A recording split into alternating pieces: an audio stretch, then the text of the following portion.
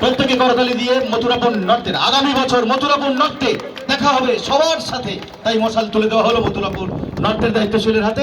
এখন এখন এখন আমাদের ৪৫তম জেলা ক্রীড়া ৪৫তম জেলা ক্রীড়ার উদ্বোধক মহাশয় বেলুন ওড়াবেন। আগে পায়রা শান্তির দূত পায়রা উড়িয়ে শান্তির বার্তা আকাশে বাতাসে ধ্বনিত হোক। শান্তির দূত পায়রা ওড়াচ্ছেন সম্মানীয় উদ্বোধক মহাশয়, সম্মানীয় বঙ্কিমচন্দ্র হাজরা মহাশয়। করতালি সহযোগে প্রত্যেকেই পায়রা শান্তির বার্তা। একদিকে চলছে আতশবাজি, পায়রাগুলি ভয় পেয়ে যেতে পারে পায়রা উড়িয়ে। পেছনের দিকে এগিয়ে আসুন না, সবাই আগে কেন, রাউন্ড হন একটু। পায়রা উড়েছেন সম্মানীয় মন্ত্রী মহোদয়, সাথে সাথে আমাদের সভাপতি প্রত্যেকে।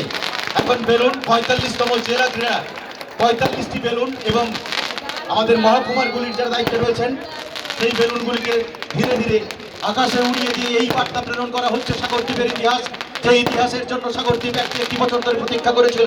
সাগরদ্বীপ সৃষ্টির ইতিহাস থেকে আজও পর্যন্ত কোনো জেলা ক্রীড়া অনুষ্ঠিত হয়নি। অনুষ্ঠিত হচ্ছে জেলা ক্রীড়ার ৪৫টি বেলুন নিয়ে উড়ে চলেছে সেই গ্যাস বেলুন।